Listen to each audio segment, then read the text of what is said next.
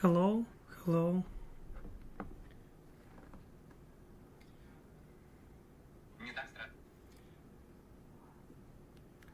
Yeah, let's start our live stream. It's already night, and I was extremely busy today. Um, a little bit busy, but still, I decided that it would be nice if, before going to have a nap, or maybe not a nap, it will be better to say sleep. I would like to read with you online, and I feel that it would be nice for me, at least if I will read at least 1 hour today. It will be good. And additionally, I cannot say that I still finished New Moon. I was not reading yesterday, I think, but I will try my best right now. And before doing this, of course, it would be nice if you will support me. Yes, it would be nice if you will leave your likes, would be good. Oh wow. Mosquitoes, where they came from? One mosquito bites me now. Okay. And what I will do now, it is read chapter 23, because I believe that I read 22. And yeah, before doing this, you can support me, you can leave your like, you can leave your messages, you can support me on Amazon wishlist. I have there so much there, including electronic book, ebook, and different stuff I have there. Would be nice if you will support. And let's jump directly into reading. And I hope that you are doing well too. Okay, it's for sure.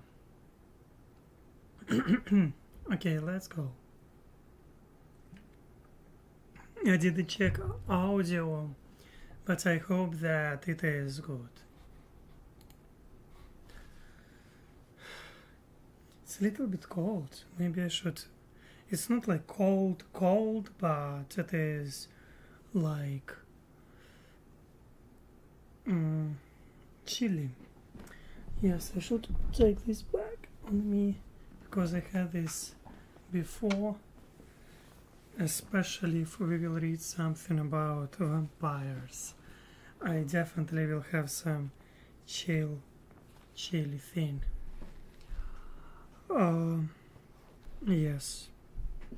Actually, I was thinking that in future I will close some like chat, or maybe I will not talk in front of camera so much. I will try to do such live stream tomorrow. I was thinking today to do this, but then I'm like, no, I will do this next time. And I want to try another format, another approach towards live stream, where I am basically not talking, I'm just sitting, doing my stuff. You will be able to listen music, you will be able to listen no copyright background music. I will silence my camera off, and we will try to do this one day. Will it work out or not? I don't know, but I think about doing this because, oh my gosh, sometimes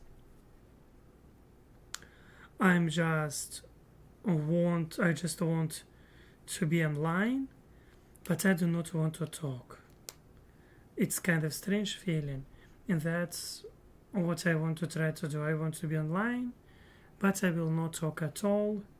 Like, I would be glad, of course, to see your comments, stuff like that. But I want to, like, just do not talk. I'm an introvert. That's my problem.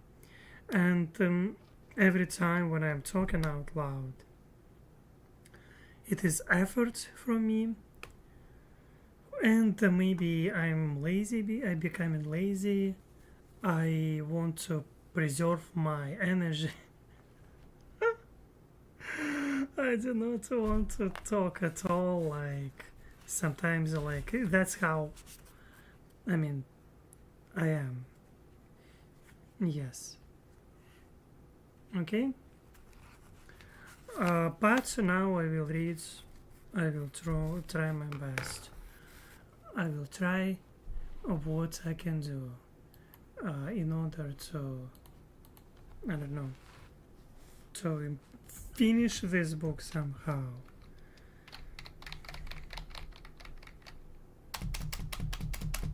One moment. What I need to do?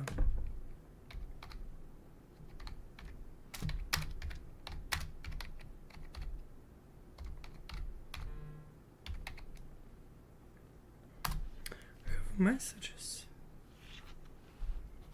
Surprise! Surprise!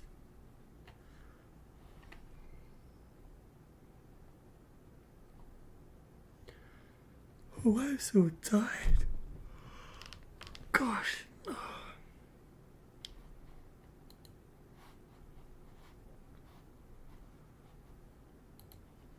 I need to read. Let's go. Let's go. Let's go. Oh my god, why I did this? I wanted to wake up myself somehow. Let's go.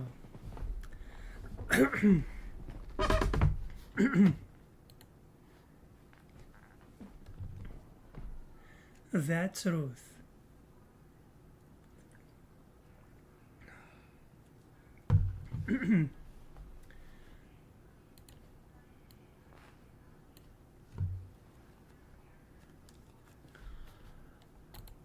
I had a sense that I'd been asleep for a very long time.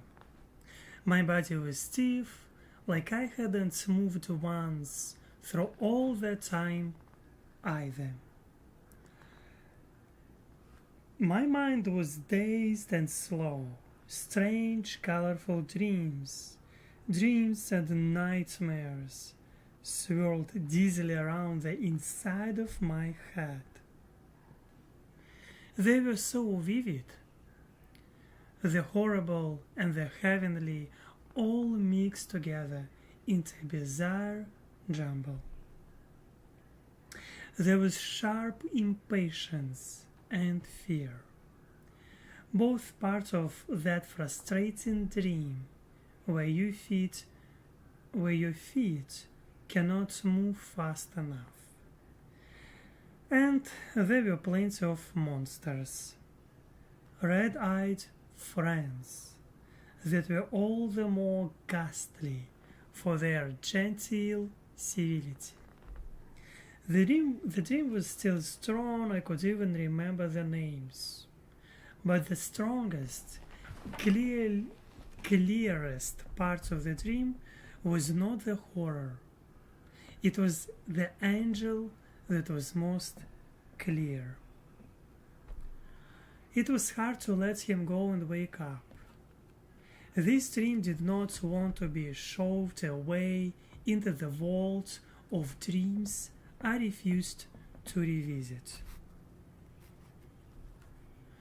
I struggled with it as my mind became more alert, focusing on reality. I couldn't remember what day of the week it was, but I was sure Jacob or school or work or something was waiting for me. I inhaled deeply, wondering how to face another day. Something cold touched my forehead with the softest pressure. I squeezed my eyes more tightly shut. I was still dreaming, it seemed, and it felt abnormally real. I was so close to waking any second now, and it would be gone. But I realized that it felt too real to be good for me. The stone arms I imagined wrapped around me were far too substantial. If I let this go any further, I'd be sorry for it later. With a resigned sigh, I wrenched back my eyelids so to dispel the illusion. Oh, I gasped, and threw my fists over my eyes. Well, clearly I'd gone too far. It must have been a mistake to let my imagination get so out of hand. Okay, so let was the wrong word. I'd forced it to get out of hand, pretty much stoked my hallucinations. And now my mind had snapped. It took less than half a second for me to realize that as long as I was truly insane now, I might as well enjoy the delusions while they were pleasant. I opened my eyes again, and Edward was still there. His perfect face just inches away from mine. Did I frighten you? His low voice was anxious. This was very good, as delusions went. The face, the voice, the scent, everything. It was so much better than drowning. The beautiful figment of my imagination watched my changing expressions with alarm. His irises were pitch black with bruise-like shadows under them. This surprised me. My hallucinatory Edwards were usually better fed. I blinked twice, desperately trying to remember the last thing that I was sure was real. Alice was part of my dream, and I wondered if she had really come back at all, or if that was just the preamble. I thought she'd returned the day I'd nearly drowned. Oh crap, I croaked. My throat was thick with sleeping. What's wrong, Bella? I frowned at him unhappily. His face was even more anxious than before. I'm dead, right? I moaned. I did drown. Crap. This is gonna kill Charlie. Edward frowned too. You're not dead.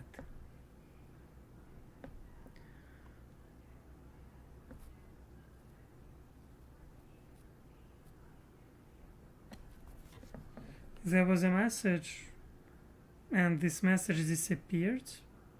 Magic, isn't it? Frankie, be here. Don't go anywhere, okay? What's happened with Frankie? He's sick.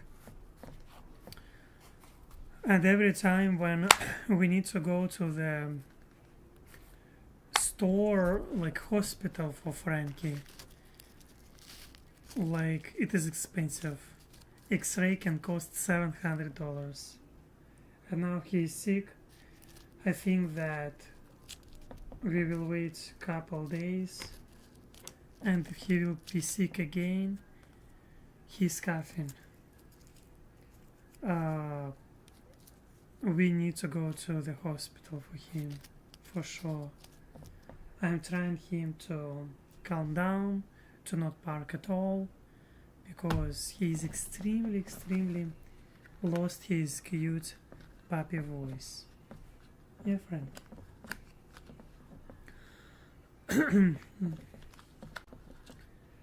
Okay, then why am I not waking up?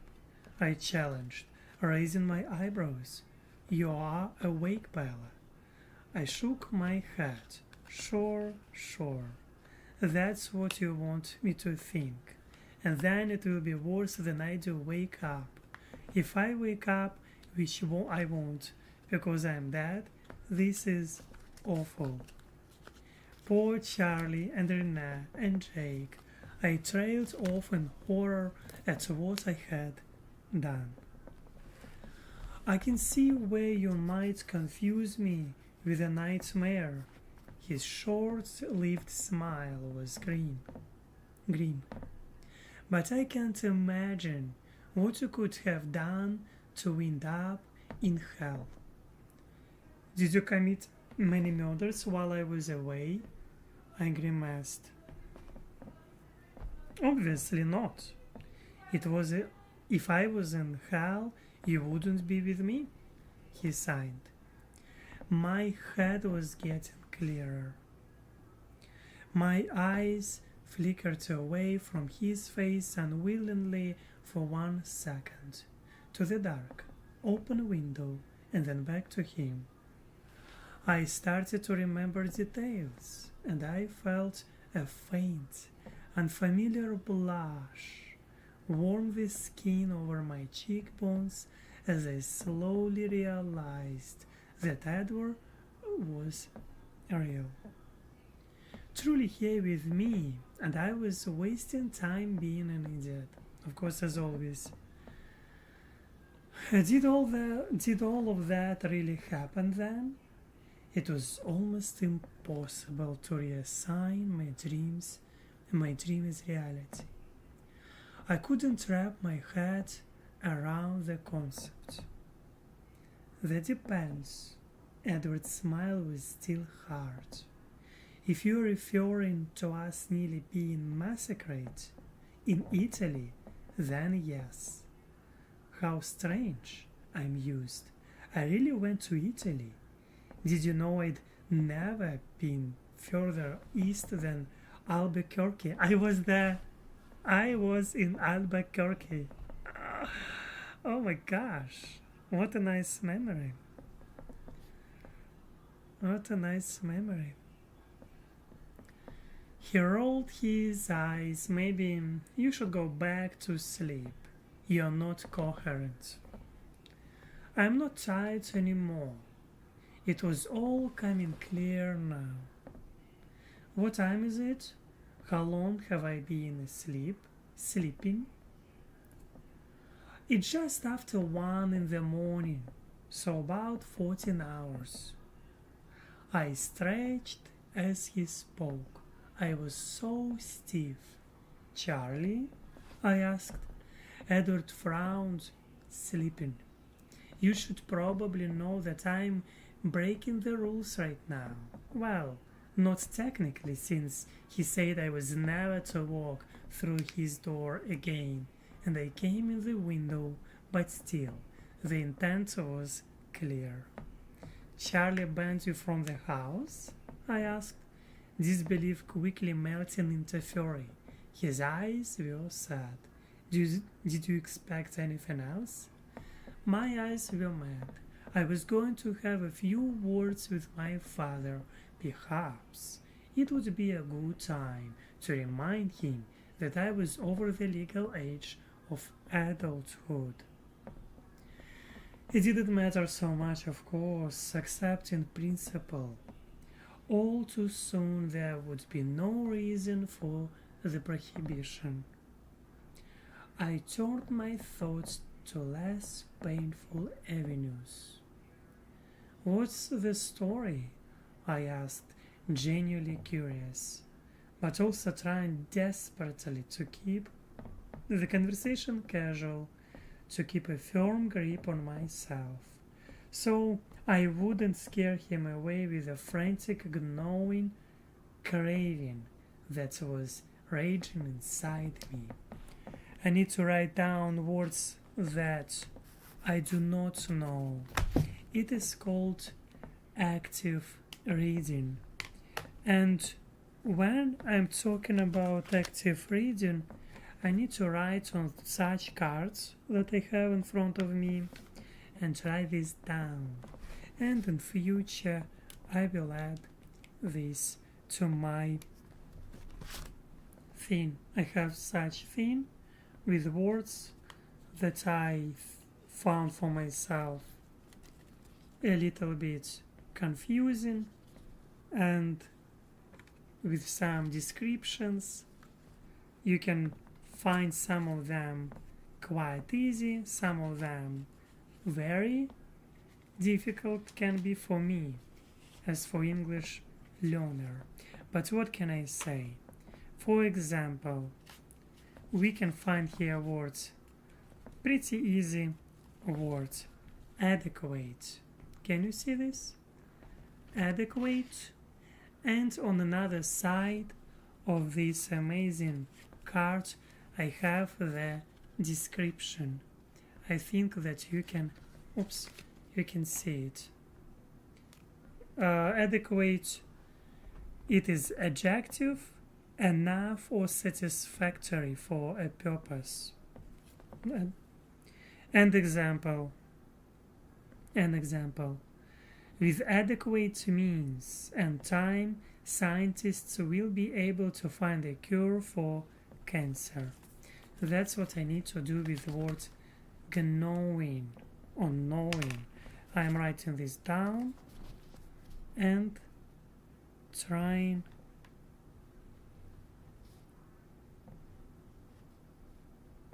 knowing.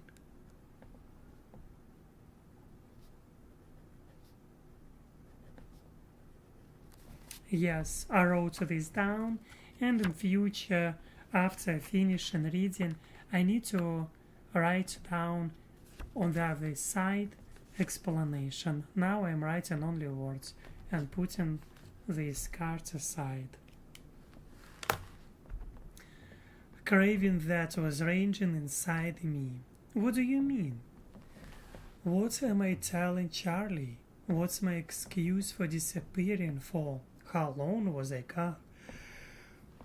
Anyway, I tried to count the hours in my head. Just 3 days. His eyes tightened, but he smiled more naturally this time. Actually, I was hoping you might have a good explanation. I've got nothing. I groaned. Fabulous. Well, maybe Alice will come up with something, he offered, trying to comfort me. And I was comforted. Who cared what I had to deal with later? Every second that he was here, so close, his flawless face glowing in the dim light from the numbers on my alarm clock. My precious and not to be wasted. Was precious and not to be wasted. So I began, picking the least important though still vitally interesting question to start with. I was safely delivered home, and he might decide to leave at any moment. I had to keep him talking.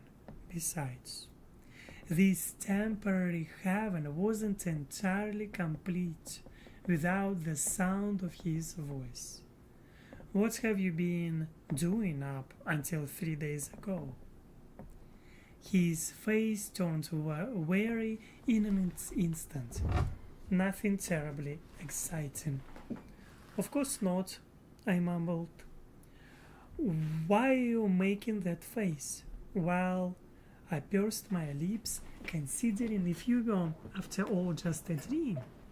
That's exactly the kind of thing you would say. My imagination must be used up. He sighed. If I tell you, will you finally believe that you are not having a nightmare? Nightmare, I repeated scornfully. Scornfully. Let's write this down. But I have this some scornfully.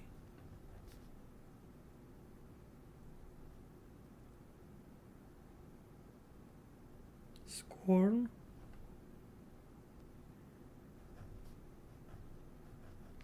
Fully. Scornfully. We have this another word. Scornfully. He waited for my answer. Maybe, I said after a second of thought, if you tell me. I was hunting. Is that the best you can do? I criticized. That definitely doesn't prove I'm awake. He hesitated and then spoke slowly, choosing his words with care. I wasn't hunting for food. I was actually trying my hand at tracking. I'm not very good at it. What were you tracking? I asked, intrigued. Nothing of consequence. His words didn't match his expression. He looked upset, uncomfortable. I don't understand. He hesitated, his face shining with an old green cast from the light of the clock was torn. He took a deep breath. I owe you an apology. No, of course, I'll owe you much, much more than that. But you have to know, the words began to flow so fast, the way I remembered he spoke sometimes when he was agitated, that I really had to concentrate to catch them all. That I had no idea. I didn't realize the mess I was leaving behind. I thought it was safe for you here, so safe. I had no idea that Victoria, his lips curled back when he said the name, would come back. I will admit, when I saw her that one time, I was paying much more attention to James' thoughts. But I just didn't see that she had this kind of response in her, that she even had such a tie to him. I think I realize why now she was so sure of him. The thought of him failing never occurred to her. It was her overconfidence that clouded her feelings about him, that kept me from seeing the depth of them, the bonds there. Not so that there is any excuse for what I left you to face. When I heard what you told Alice, what she saw herself, when I realized that you had to put your life in the hands of werewolves, immature, volatile, the worst thing out there besides Victoria herself. He shuddered and his gush of words halted for a short second. Please, know that I had no idea of any of this. I feel sick, sick to my core, even now. When I can see and feel you safe in my arms, I'm the most miserable excuse for... Stop, I interrupted him. He stared at me with agonized eyes, and I tried to find the right words, the words that would free him from this imagined obligation that caused him so much pain. They were very hard words to say. I didn't know if I could get them out without breaking down. But I had to try to do it right. I didn't want to be a source of guilt and anguish in his life. He should be happy, no matter what it cost me. I'd really been hoping to put off this part of our last conversation. It was going to bring things to an end so much sooner. Drawing on all my months of practice with trying to be normal for Charlie, I kept my face smooth. Edward, I said. His name burned my throat a little on the way out. I could feel the ghost of the hall waiting to rip itself white again as soon as he disappeared. I didn't quite see how I was going to survive in this time. This has to stop now. You cannot think about things that way. You cannot let this guilt rule your life. You can't take responsibility for the things that happened to me here. None of it is your fault. It is just part of how life is for me. So, if I trip in front of a bus or whatever it is next time, you have to realize that it is not your job to take the blame. So, if I trip in front of a bus or... you cannot just go running off to Italy because you feel bad that you didn't save me. Even if I had jumped off that cliff to die, that would have been my choice and not your fault.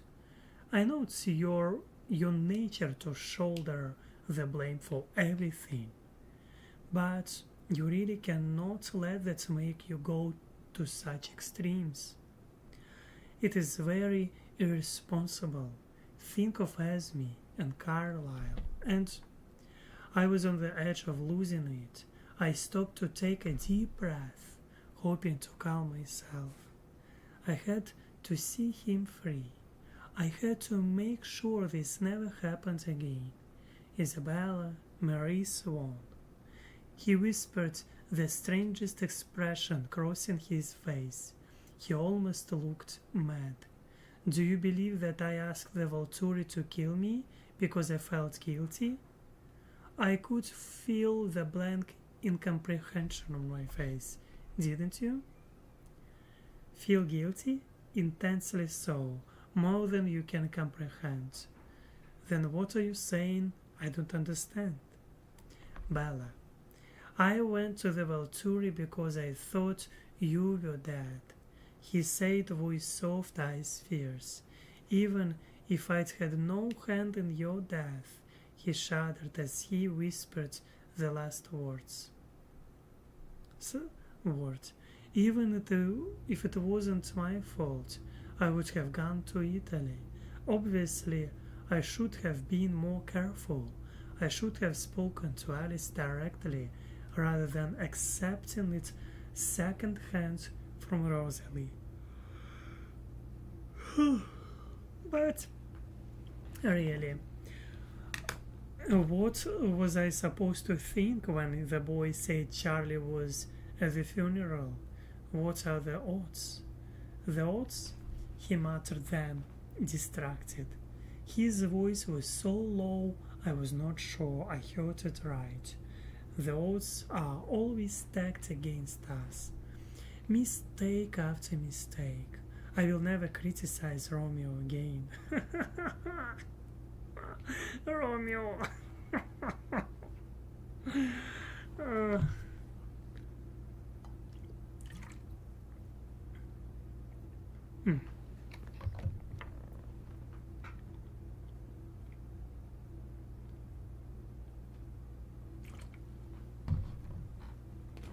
I got it. But I still don't understand, I said. That's my whole point. So what? Excuse me. So what if I was that? He stared at me dubiously for a long moment before answering. Don't you remember anything I told you before? I remember everything that you told me, including the words that had negated all the rest. He brushed the tip of his cool finger against my lower lip. Like this.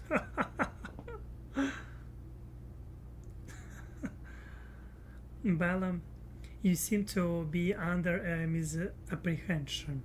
He closed his eyes, shaking his head back and forth with half a smile on his beautiful face.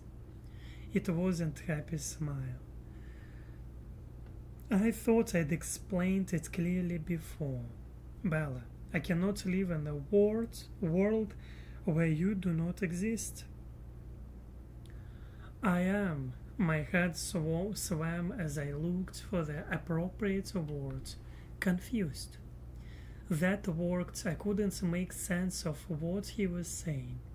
He stared deep into my eyes with his sincere, earnest gaze. I'm a good liar, Bella. I have to be. I froze, my muscles locking down as if for impact. The fault line in my chest rippled. The pain of it took my breath away. He shook my shoulder, trying to loosen my rigid pose. Let me finish. I'm a good liar, but still, for you to believe me so quickly, he winced. That was excruciating. I waited, still frozen.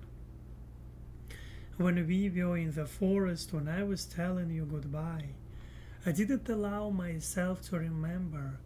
I fought to keep myself in the present second only. You were not going to let go, he whispered. I could see that. I didn't want to do it. It felt like it would kill me to do it. But I knew that if I couldn't convince you that I didn't love you anymore, it would just take you that much longer to get on with your life. I hoped that if you thought I'd moved on, so would you. A clean break, I whispered through unmoving lips. Exactly. But I never imagined it would be so easy to do.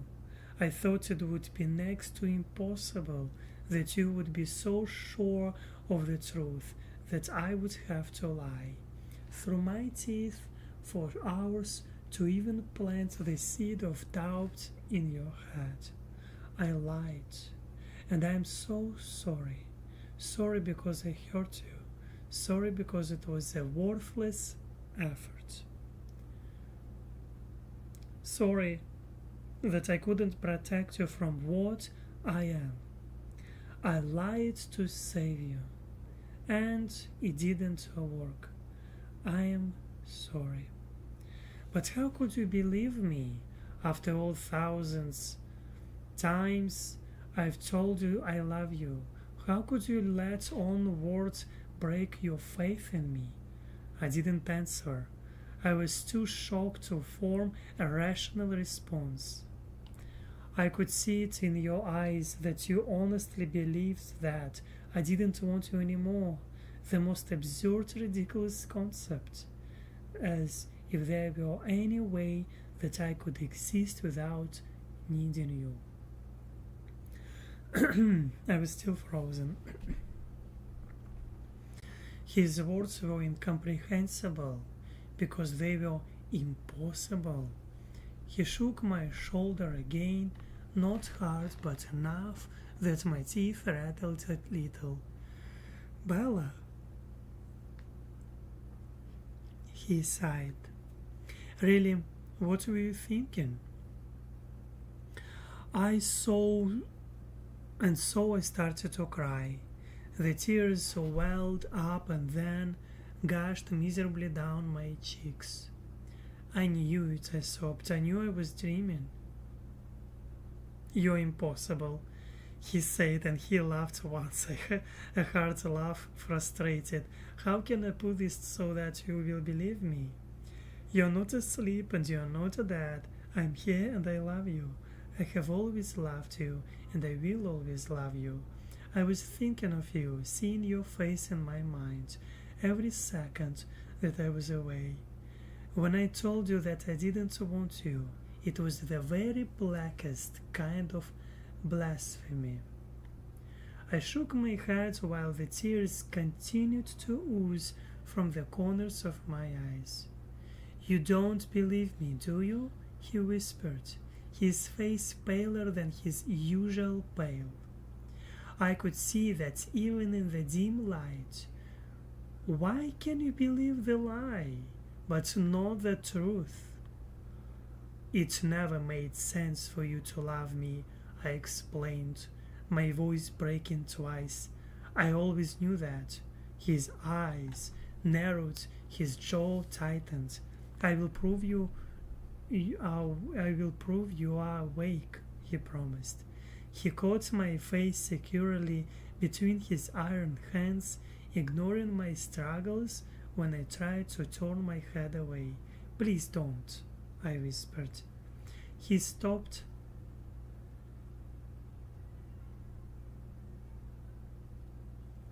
His lips just half an inch from mine. Why not? He demanded. His breath blew into my face, making my head whirl. When I wake up, he opened his mouth to protest, so I revised. Okay, forget that one. When you leave again, it's going to be hard enough without these two. He pulled back an inch to stare at my face. Yesterday, when I would touch you, you were so hesitant, so careful, and yet still the same. I need to know why. Is it because I'm too late? Because I've hurt you too much? Because you have moved on as I meant for you to? That would be quite fair. I will not contest your decision. So don't try to spare my feelings. Please just tell me now whether or not you can still love me. After everything I've done to you, can you? He whispered. What kind of an idiotic question is that? Just answer it, please. I stared at him darkly for a long moment. The way I feel about you will never change. Of course, I love you, and there's nothing you can do about it. That's all I needed to hear. His mouth was on mine then, and I couldn't fight him, not because he was so many thousand times stronger than me, but because my will crumbled into dust the second our lips met. This kiss was not quite as careful as others I remembered, which suited me just fine.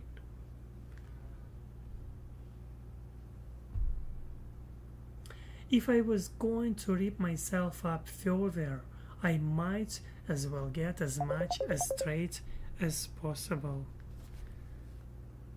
One moment.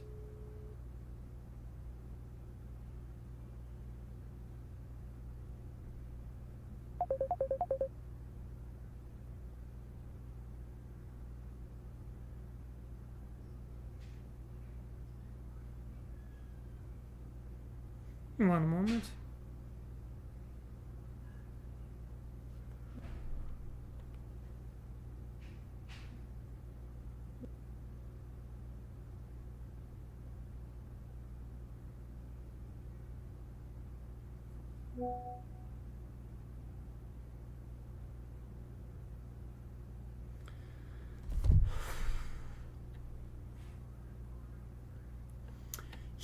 Yeah.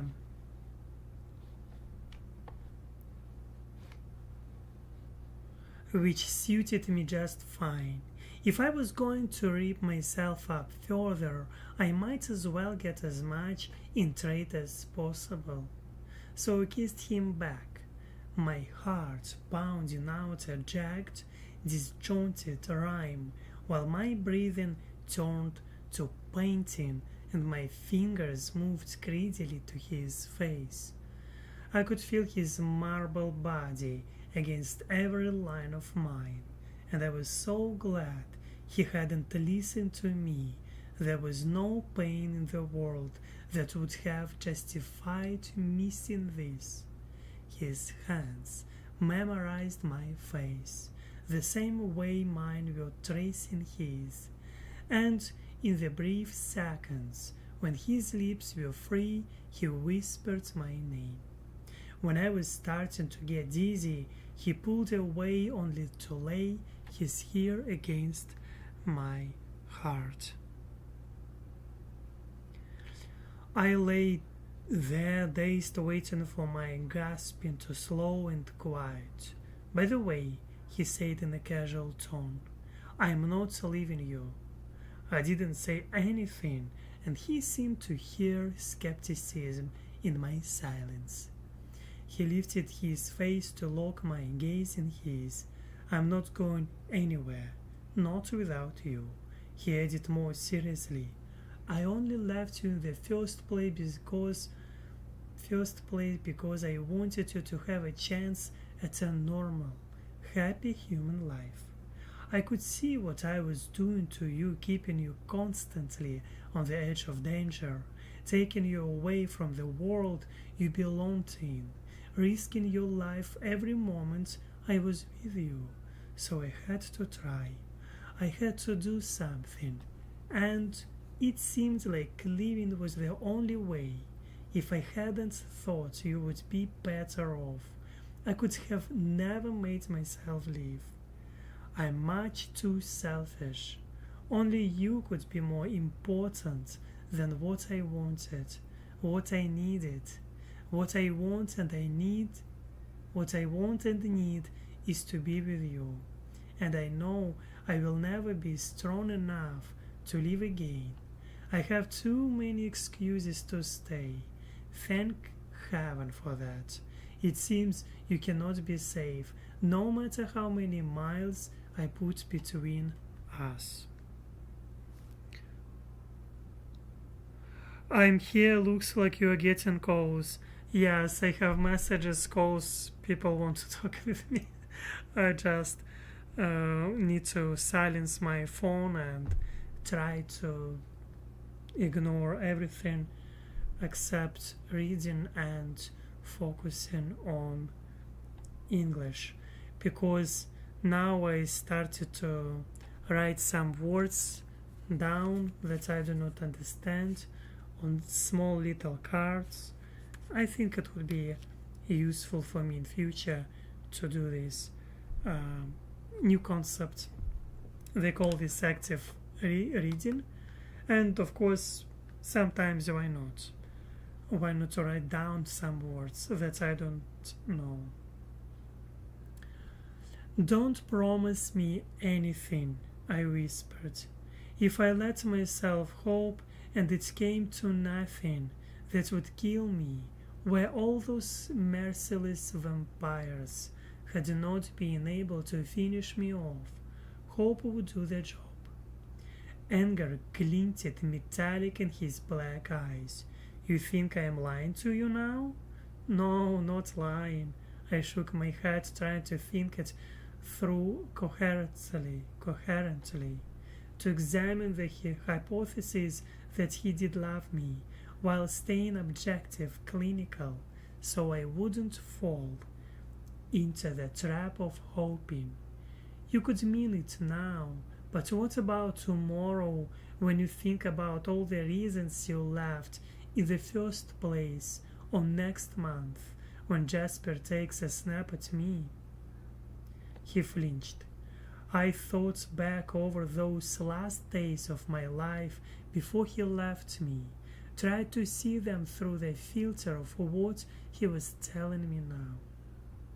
From that perspective, imagining that he'd left me while loving me, left me for me, his brooding and cold silences took on a different meaning.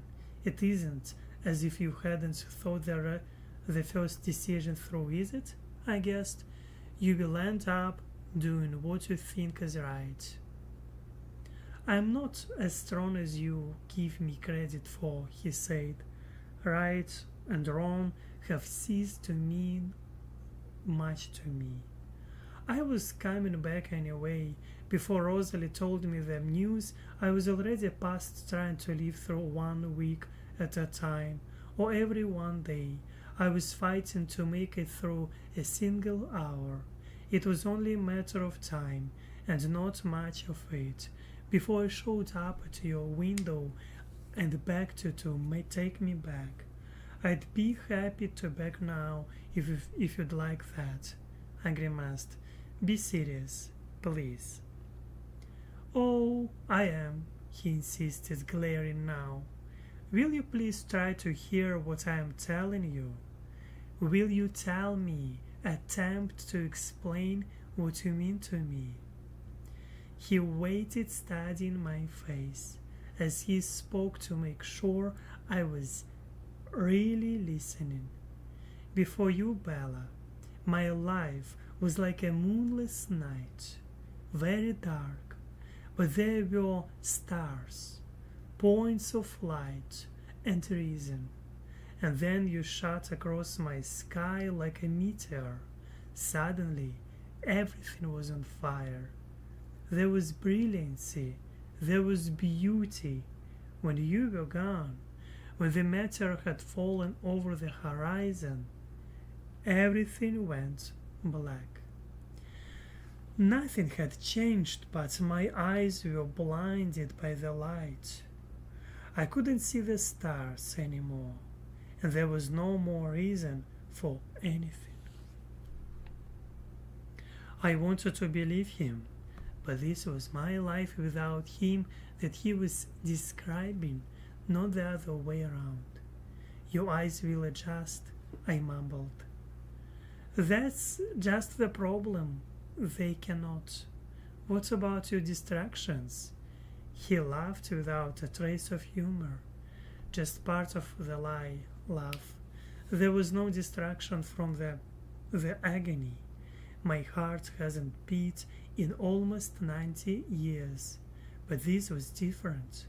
It was like my heart was gone, like I was hollow, like I'd left everything that was inside me here with you. That's funny, I muttered. He arched one perfect eyebrow. Funny? I meant strange. I thought it was just me. Lots of pieces of me went missing too. I haven't been able to really breathe in so long. I felt my lungs luxuriating in the sensation, and my heart, that was definitely lost. He closed his eyes and laid his ear over my heart again. I let my cheek press against his hair, felt the texture of it on my skin, smelled the delicious scent of him. Trekking wasn't a distraction then, I asked, curious and also needing to distract myself. I was very much in danger of hoping I wouldn't be able to stop myself alone. My heart throbbed, singing in my chest. No, he sighed. That was never a distraction. It was an obligation. What does that mean? It means that even though I never expected any danger from Victoria, I wasn't going to let her get away with, well, like I said, I was horrible at it. I traced her as far as Texas. Texas? Welcome to Texas. Yes, welcome. Welcome to Houston. Somewhere probably walking Victoria during the night. That's why, Aleks. Be careful. Okay. I wasn't going to let you get away with it. But then I followed a false lead down to Brazil, and really she came here, he groaned. I wasn't even on the right continent, and all the while worse than my worst fears. You were hunting Victoria? I half shivered as soon as I could find my voice, shooting through 2 octaves. Charlie's distant snores stuttered and then picked up a regular rhyme again.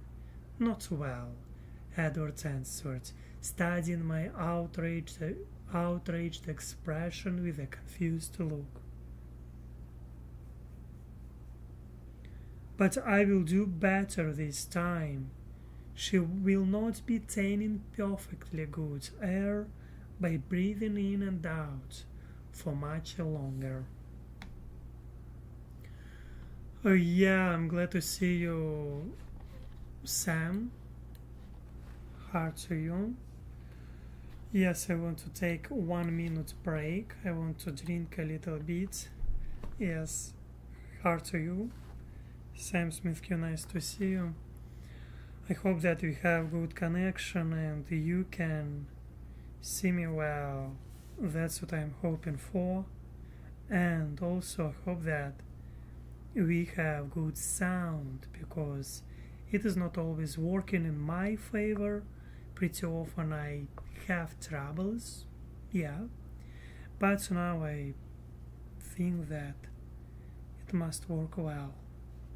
Okay, what can I say? I want to drink a little bit, and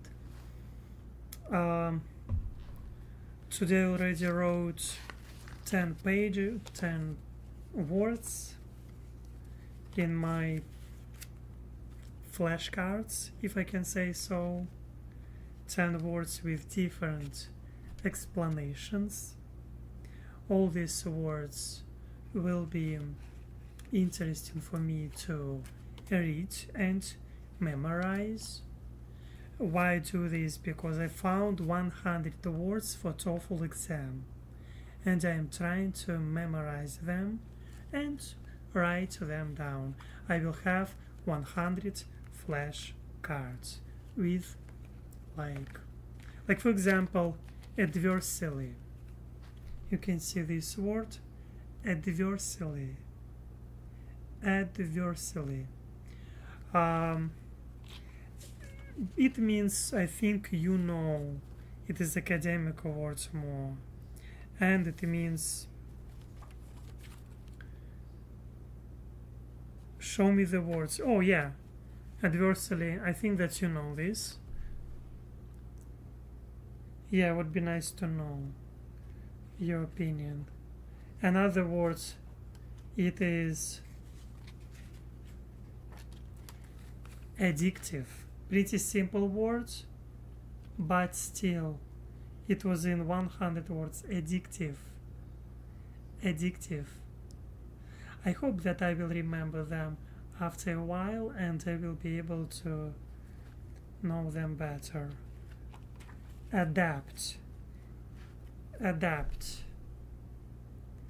Adapt. Adapt. Another word is acquisition. Acquisition. Acquisition. It is basically like to confiscate. No? Acquisition. The act of taking possession of something. Adversary. Adversary. Adversary. Adversary. Adversary. Yeah. Accumulate. Accumulate. Accumulated is another word that I need to know. I always have abandon. What does it mean, abandon? To leave something or someone, to give up something. Abandon. Abandon. You can see this word. Abandon, to leave something or somebody, to give up. Abandon. It is another word. But yes, let's continue reading. It is just few words that I wrote down that I need to memorize and try to remember them.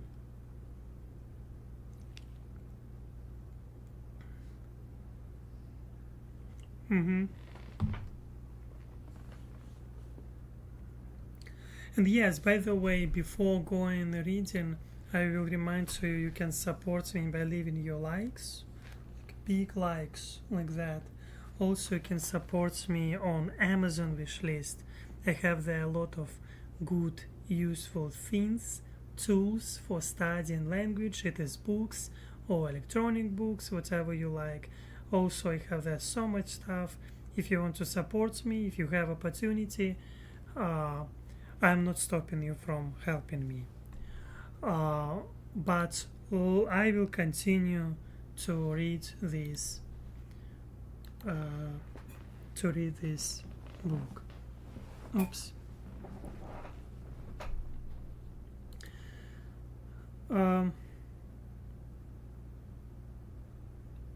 That is out of the question. I managed to choke out insanity.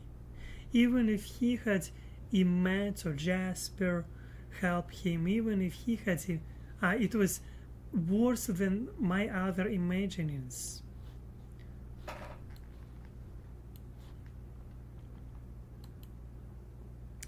Jacob Black, standing across a small space from Victoria's vicious and feline figure. I couldn't bear to picture Edward there, even though he was so much more durable than my half-human best friend. It's too late for her. I might have let the other time slide, but not now, not after. I interrupted him again, trying to sound calm. Didn't you just promise that you were not going to leave? I asked, fighting the words as I said them, not letting them plant themselves in my heart. That isn't exactly compatible with an extended trekking expedition. Is it? He frowned. A snarl began to build low in his chest. I will keep my promise, Bella. But Victoria... The snarl became more pronounced. Is going to die. Soon. Let's not be hasty, I said, trying to hide my panic. Maybe she's not coming back. Jake's pack probably scared her off. There's really no reason to go looking for her. Besides, I've got bigger problems than Victoria. Edward's eyes narrowed, but he nodded. It is true. The werewolves are a problem, I snorted. I was not talking about Jacob. My problems are a lot worse than a handful of adolescent wolves getting themselves into trouble. Edward looked as if he were about to say something, and then thought better of it. His teeth clicked together, and he spoke through them. Really? He asked. Then what would be your greatest problem? That would make Victoria's returning for you seem like such an inconsequential matter in comparison. How about the second greatest? I hatched. All right, he agreed, suspicious. I paused. I was not sure I could say the name. There are others who are coming to look for me, I reminded him in a subdued whisper. He sighed, but the reaction was not as strong as I would have imagined. After his response to Victoria, the Volturi are only the second greatest? You don't seem that upset about it, I noted. Well, we have plenty of time to think it through. Time means something very different to them than it does to you or even me.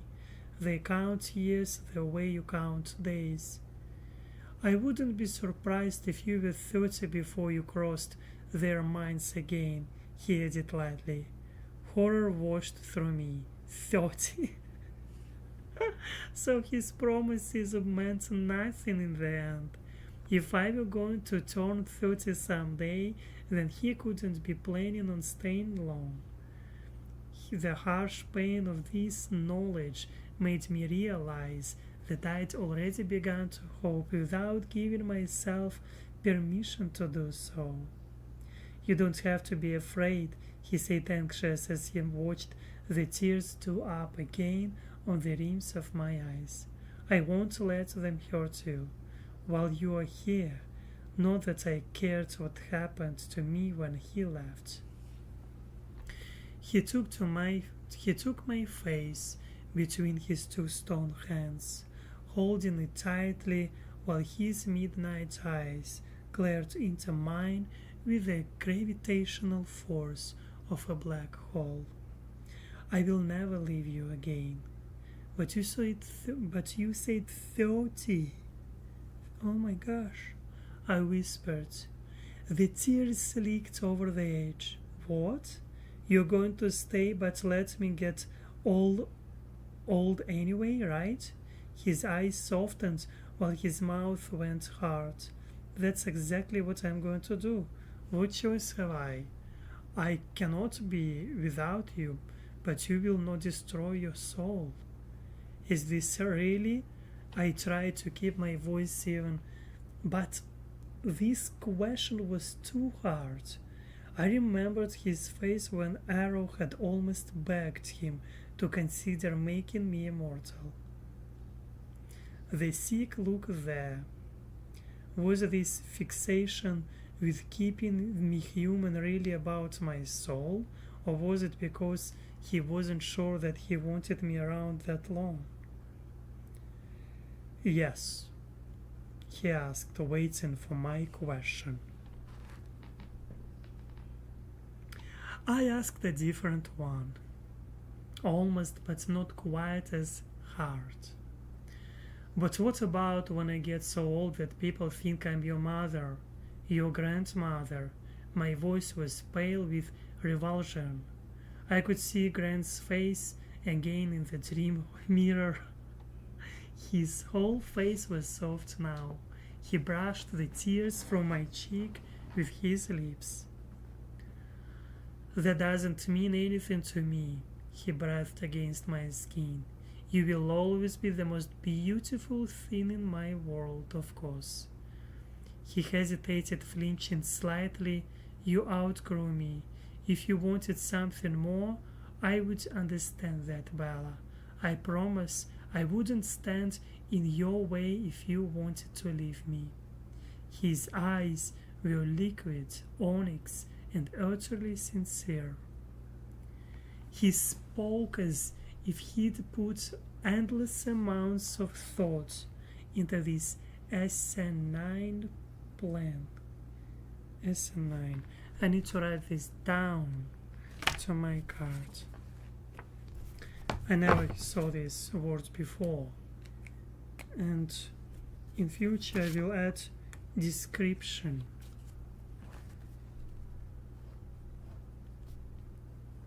S-I-N-I-N-E.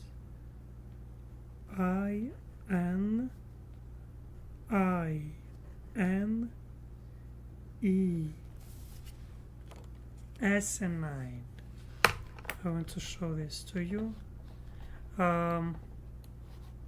It looks like this word maybe not so, I don't know, so very used, or maybe it is rarely used. Maybe it is used only in the like, I don't know, in literature, but who knows? Do you use these words in basic days? Would be nice to know. Asinine plan. Oh, thank you, Sam Smith Q. You're doing well. Thank you. Thank you.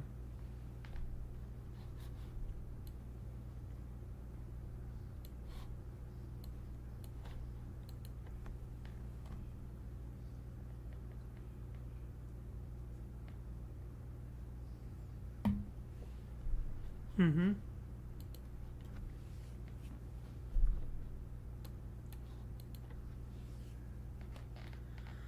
You do realize that I'll die eventually, right? I demanded. He'd thought about this part, so I will follow after as soon as I can.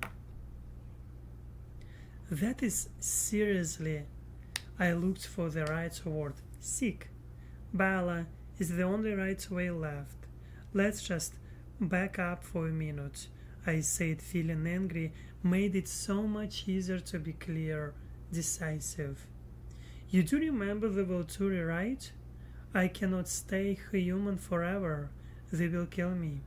Even if they don't think of me till I am 30, I hissed the words. Do you really think they will forget? No, he answered slowly, shaking his head. They will not forget. But he grinned while I stared at him warily. Maybe I wasn't the only crazy one. I have a few plans. And these plans, I said, my voice getting more acidic with each word. These plans all center around me staying human. My attitude hardened his expression. Naturally, his tone was brusque, his divine face arrogant. We glowered at each other for a long minute. Then I took a deep breath, squared my shoulders. I pushed his arms away so that I could sit up. Do you want me to leave? He asked, and it made my heart flutter to see that this idea hurt him, though he tried not to show it. No, I told him, I am leaving. He watched me suspiciously as I climbed out of the bed and fumbled around in the dark room looking for my shoes. May I ask where you are going? He asked. I am going to your house, I told him, still feeling around blindly. He got up and came to my side. Here are your shoes. How did you plan to get to them? My truck. That will probably wake Charlie, he offered as a different. I sighed. I know, but honestly, I will be grounded for weeks as it is. How much more trouble can I really get in? None. He will blame me, not you. If you have a better idea, I am all ears.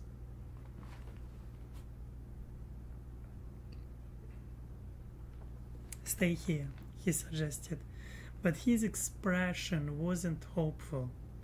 No dice. But you go ahead and make yourself at home, I encouraged, surprised at how natural my teasing sounded, and headed for the floor.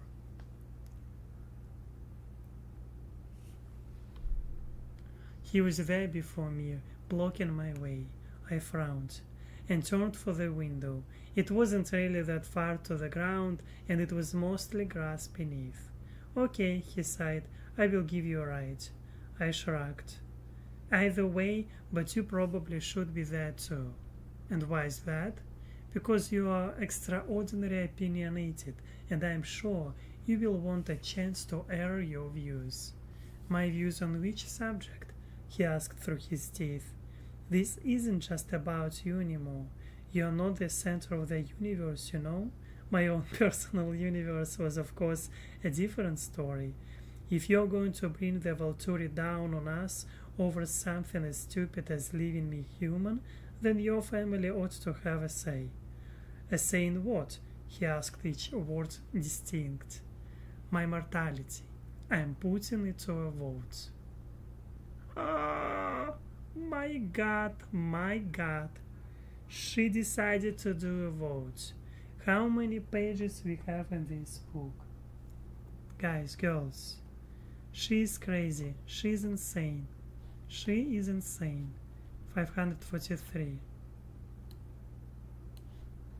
Ah, yes. It's left for me. One moment. For 50 pages. I don't know, what is that? Last chapter it is like It is epilogue. There will be epilogue. I got it. It looks like I will need to read 90 minus 40, yeah, 50 pages left, and it is good actually that I'm going towards this direction.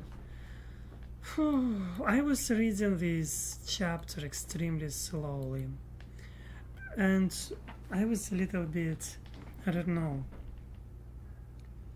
extremely tired. I don't know. Now I'm extremely tired, and I try to read slowly at least. I don't know what's going on with me. It's 11 p.m. of course, but it's not about time.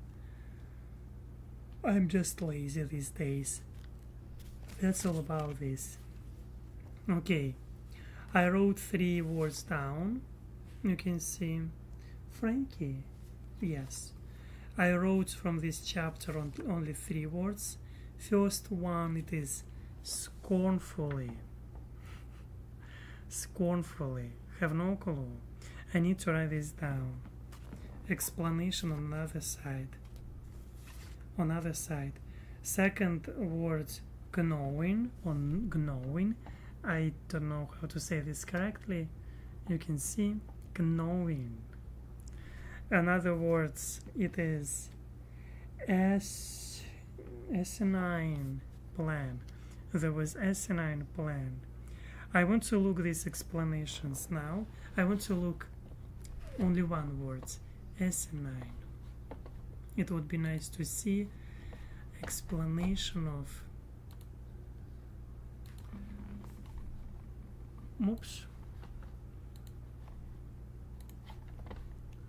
Yes, I will look. Asinine definition. Yes. Oh, and it is very simple explanation, guys, girls. It's very simple. Foolish or unintelligent. And I want to listen how it sounds like. Can I? I think I can. Asinine. Asinine. Asinine. Asinine.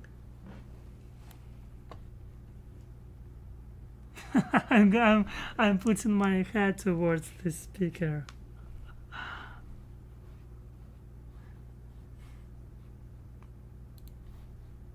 Asinine. Asinine. Asinine. Asinine. It means foolish or unintelligent. I will write this down.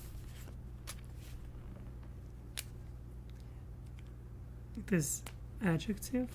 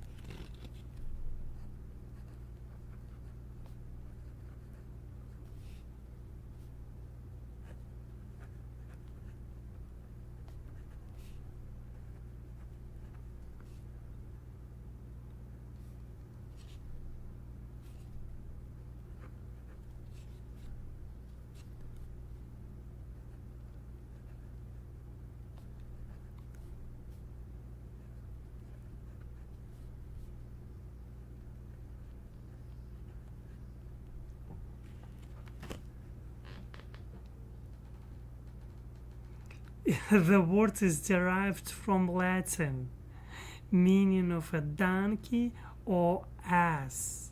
Oh my gosh, I would never know this. Asinine. Oh, I need to write this down. Or maybe it is not necessary.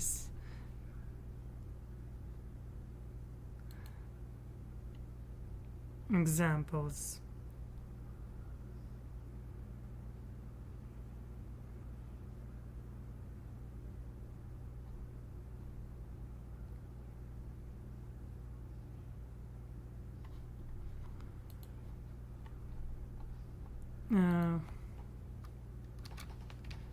And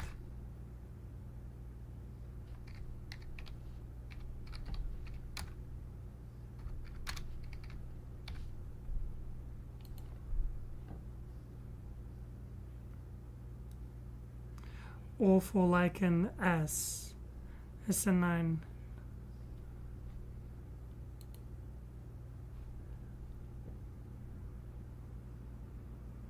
It is surprisingly that supposedly intelligent people can make such asinine statements. I will write this example. I like this example, asinine.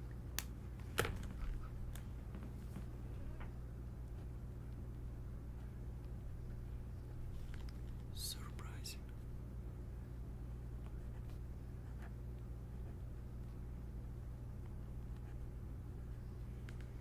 That supposedly.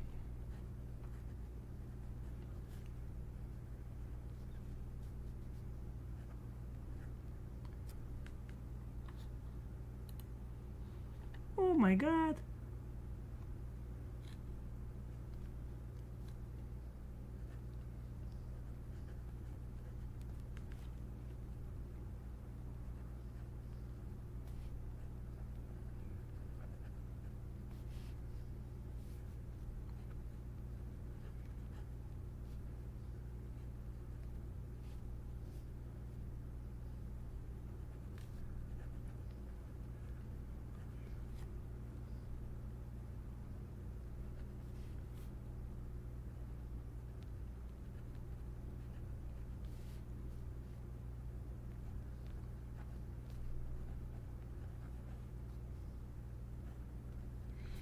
Okay, asinine. I wrote this down. I want to show you this example that I chose, and I think it is a good example. It is surprisingly that supposedly intelligent people can make such asinine statements. And asinine definition describes things that are foolish and or unintelligent. I think it is a good example. I will put this in my already ready card. I will write other two words after. Now I want to start reading another chapter, but before doing this I will be glad, if you will leave me your likes. You can leave your likes, it would be nice. You can leave your comments, it would be nice. And also you can find Amazon wishlist, PayPal, whatever you like to support me. And yes, let's continue reading. Yes, here you can see words. By the way, I have this open PDF file, 100 words. I need to write all of them down on my cards, and I will need to remember them. Like, for example, arbitrary, based on chance rather than being planned, like asses, to estimate the value of something. Yes, I need to asset something useful. Yes, I need to write down all these phrases, words, and their examples, because there are like 100 of them. Like a lot, and they recommend them to remember all these words for those who is studying English and trying to prepare themselves for TOEFL exam. I wrote today only 10. Tomorrow I will write probably 20. I want to write them down. Okay, let's go.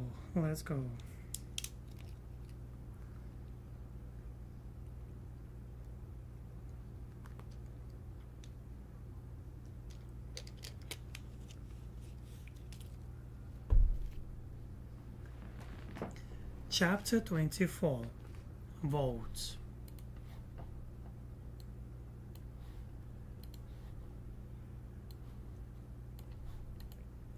He was not pleased. That much was easy to read in his face. But without further argument, he took me in his arms and sprang lithely from my window, landing without the slightest jolt, like a cat. It was a little bit further down than I'd imagined. "All right then," he said, his voice seething with disapproval. "Up you go."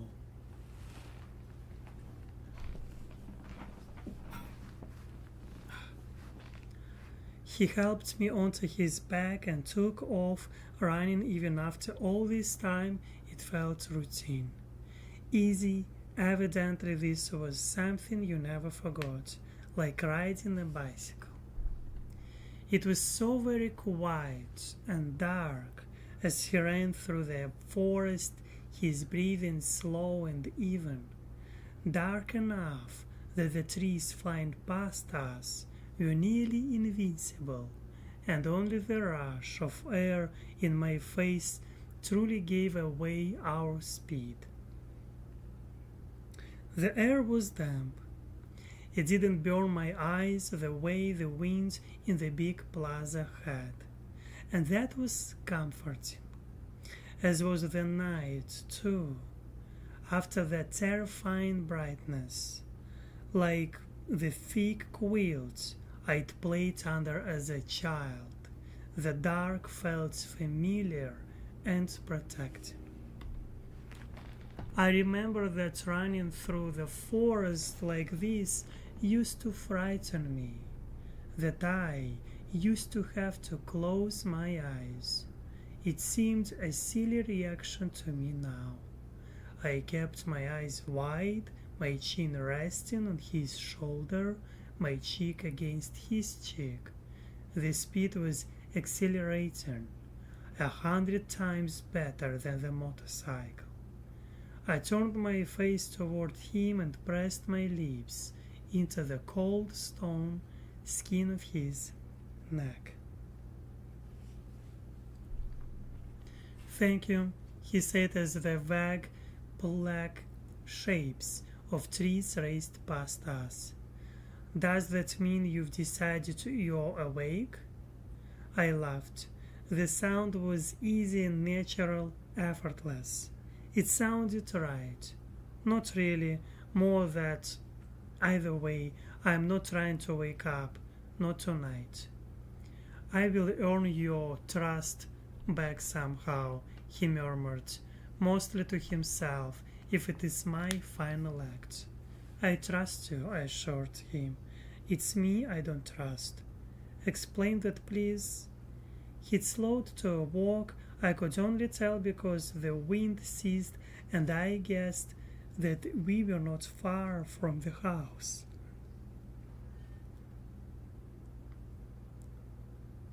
In fact, I thought I could make out the sound of the river rushing somewhere close by in the darkness. Well, I struggled to find the right way to phrase it. I do not trust myself to be enough, to deserve you. There's nothing about me that could hold you. He stopped and reached around to pull me from his back. His gentle hands did not release me. After he'd set me on my feet again, he wrapped his arms tightly around me, hugging me to his chest. "Your hold is permanent and unbreakable," he whispered. "Never doubt that." "But how could I not? You never did tell me," he murmured. "What? What your greatest problem is?" "I will give you one guess," I sighed, and reached up to touch the tip of his nose with my index finger. He nodded. "I'm worse than the Volturi," he said grimly. "I guess I've earned that." I rolled my eyes. The worst the Valtteri can do is kill me. He waited with tense eyes.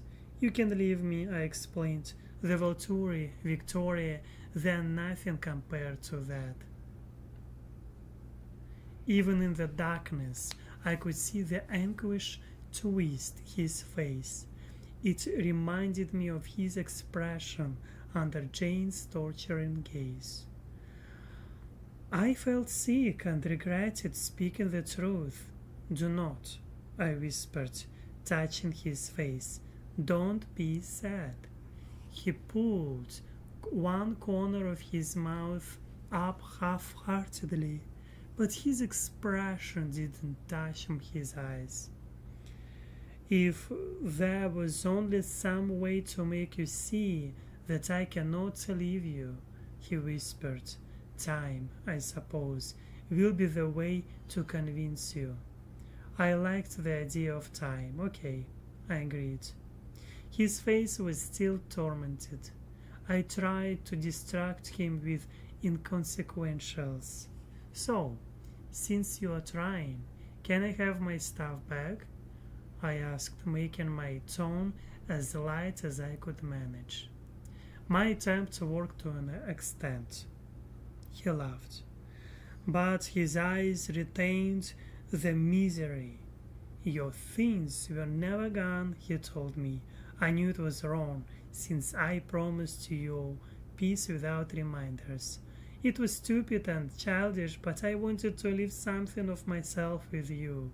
The CD, the pictures, the tickets, they're all under your floorboards. Really? He nodded, seeming slightly cheered by my obvious pleasure in this trivial fact. It wasn't enough to heal the pain in his face completely. I think, I said slowly, I'm not sure, but I wonder. I think maybe I knew it the whole time. What did you know? I only wanted to take away the agony in his eyes, but as I spoke the words, they sounded truer than I expected they would. Some part of me, my subconscious, maybe never stopped believing that you still cared whether I lived or died. That's probably why I was hearing the voices. There was a very deep silence of a moment. Voices? He asked flatly. Well, just one voice, yours. It's a long story. The weary look on his face made me wish that I hadn't brought that up. Would he think I was crazy like everyone else? Was everyone else right about that? But at least that expression, the one that made him look like something was burning him, faded. I've got time. His voice was unnaturally even. It's pretty pathetic. He waited. I wasn't sure how to explain. Do you remember what Alice said about extreme sports? He spoke the words without inflection or emphasis. You jumped off a cliff for fun. Right. And before that, with a motorcycle. Motorcycle? He asked. I knew his voice well enough to hear something brewing behind the calm. I guess I didn't tell Alice about that part. No? Well, about that. See, I found that when I was doing something dangerous or stupid, I could remember you more clearly, I confessed, feeling completely mental. I could remember how your voice sounded when you were angry. I could hear it, like you were standing right there next to me. Mostly, I tried not to think about you, but this didn't hurt so much. It was like you were protecting me again, like you didn't want me to be hurt. And, well, I wonder if the reason I could hear you so clearly was because underneath it all, I always knew that you hadn't stopped loving me. Again, as I spoke, the words brought with them a sense of conviction, of rightness. Some deep place inside me recognized truth. His words came out half strangled. You were risking your life to hear. Shh, I interrupted him. Hold on a second. I think I'm having an epiphany here. Epiphany? Epiphany. Let's write it down. Epiphany. We will use another color. Epiphany. Sounds funny.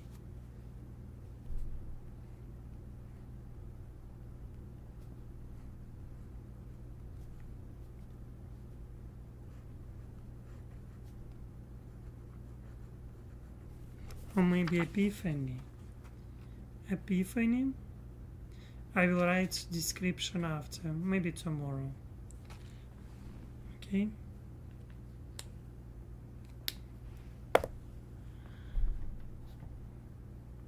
I thought of that night in Port Angeles when I'd had my first delusion. I'd come up with two options, insanity or wish fulfillment. I'd seen no third option. But what if? What if you sincerely believed something was true, but you were dead wrong? What if you were so stubbornly sure that you were right, that you wouldn't even consider the truth? Would the truth be that is correct pronunciation? Oh, thank you. Thank you. But you were dead wrong. What if you were so stubbornly sure that you were right that you wouldn't even consider the truth? Would the truth be silenced, or would it try to break through? Option 3. Edward loved me. The bond forged between us was not the one that could be broken by absence, distance, or time. And no matter how much more special or beautiful or brilliant or perfect than me he might be, he was as irreversibly altered as I was. As I would always belong to him, so would he always be mine. Was that what I'd been trying to tell myself? Oh, Bella? Oh, okay, I see. Your epiphany, he asked, his voice uneven and strange. You love me, I marveled. The sense of conviction and rightness washed through me again, though his eyes were still anxious. The crooked smile I loved best flashed across his face. Truly I do. My heart inflated like it was going to crack right through my ribs. It filled my chest and blocked my throat so that I could not speak. He really did want me that way I wanted him forever. It was only fear for my soul, for the human things he didn't want to take from me, that made him so desperate to leave me mortal, compared to the fear that he didn't want me. This hurdle, my soul, seemed almost insignificant. He took my face tightly between his cool hands and kissed me until I was so dizzy. The forest was spinning. Then he leaned his forehead against mine, and I was not the only one breathing harder than usual. You were better at it than I was, you know, he told me. Better at what? Surviving. You at least made an effort. You got up in the morning, tried to be normal for Charlie, followed the pattern of your life. When I wasn't actively tracking, I was totally useless. I couldn't be around my family. I couldn't be around anyone. I'm embarrassed to admit that I more or less curled up into a ball and let the misery have me. He grinned sheepish. It was much more pathetic than hearing voices, and of course, you know I do that too. I was deeply relieved that he really seemed to understand, comforted that this all made sense to him. At any rate, he wasn't looking at me like I was crazy. He was looking at me like he loved me. I only heard one voice. I corrected him. He laughed and then pulled me tight against his right side and started to lead me forward. I'm just humoring you with this, he motioned broadly with his hand toward the darkness in front of us as we walked. There was something pale and immense there, the house, I realized. It doesn't matter in the slightest what they say. This affects them now too. He shrugged indifferently. He led me through the open front door into the dark house and flipped the lights on. The room was just as I'd remembered it. The piano and the white couches and the pale massive staircase. No dust, no white sheets. Edwards called out the names with no more volume than I'd use in regular conversation. Carlyle, Esme, Rosalie, Emmett, Jasper, Alice. They would hear. Carlyle was suddenly standing beside me as if he'd been there all along. "Welcome back, Bella," he smiled. "What can we do for you this morning?" I imagined to the hour that this is not a purely social visit. I nodded. "I'd like to talk to everyone at once, if that's okay, about something important." I couldn't help glancing up at Edward's face as I spoke. His expression was critical, but resigned. When I looked back to Carlyle, he was looking at Edward too. "Of course," Carlyle said. "Why don't we talk in the other room?" Carlyle led the way through the bright living room, around the corner to the dining room, turning on lights as he went. The walls were white, the ceiling high, like the living room. In the center of the room, under the low-hanging chandelier, was a large polished oval table, surrounded 8 by 8 chairs. I'd never seen the Cullens use the dining room table before. It was just a prop. They didn't eat in the house. As soon as I turned to sit in the chair, I saw that we were not alone. Esme had followed Edwards, and behind her the rest of the family filed in. Carlyle sat down on my right and Edwards on my left. Everyone else took their seats in silence. Alice was grinning at me already in on the plot. Emmett and Jasper looked curious, and Rosalie smiled at me tentatively. My answering smile was just as timid. That was going to take some getting used to. Carlyle nodded toward me. "The floor is yours." I swallowed. Their gazing eyes made me nervous. Edward took my hand under the table. I peeked at him, but he was watching the others, his face suddenly fierce. "Well," I paused, "I'm hoping Alice has already told you everything that happened in Volterra." "Everything," Alice assured me. I threw her a meaningful look. "And on the way?" "That too," she nodded. "Good," I sighed with relief. "Then we are all on the same page." They waited patiently while I tried to order my thoughts. "So I have a problem," I began. "Alice promised the Volturi that I would become one of you. They're going to send someone to check, and I'm sure that's a bad thing, something to avoid. And so, now this involves you all. I'm sorry about that." I looked at each one of their beautiful faces, saving the most beautiful for last. Edward's mouth was turned down into a grimace.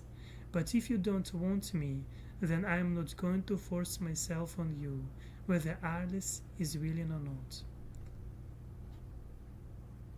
Esme opened her mouth to speak, but I held up one finger to stop you. Please, let me finish. You all know what I want, and I'm sure you know what Edward thinks too. I think the only fair way to decide is for everyone to have a vote. If you decide you don't want me, then I guess I'll go back to Italy alone. I cannot have them coming here. My forehead creased as I considered that. There was the faint rumble of a growl in Edward's chest. I ignored him. Taking into account then that I won't put any of you in danger either way, I want you to vote yes or no on the issue of me becoming a vampire. I have smiled on the last words and gestured towards Carlyle to begin. Just a minute, Edward interrupted. I glared at him through narrowed eyes. He raised his eyebrows at me, squeezing my hand.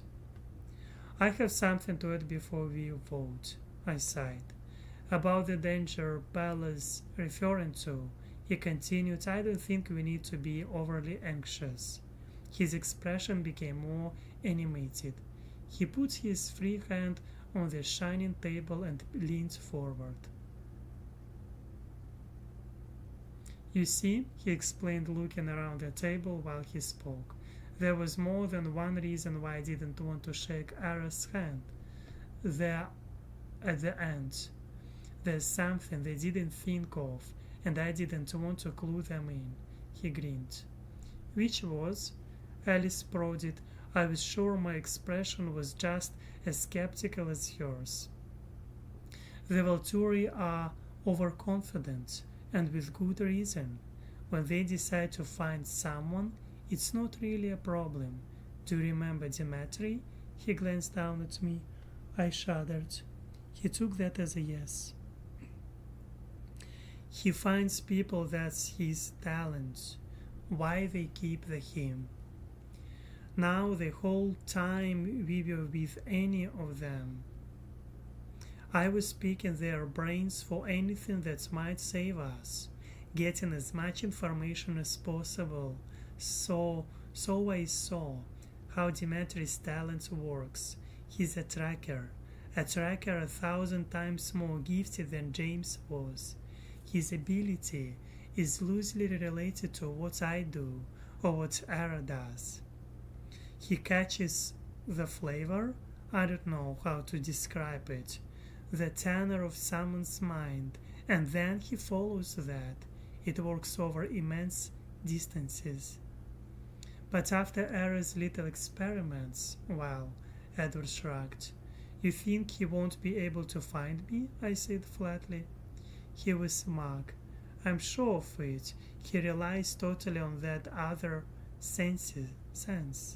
When it doesn't work with you, they will all be blind. And how does that solve anything?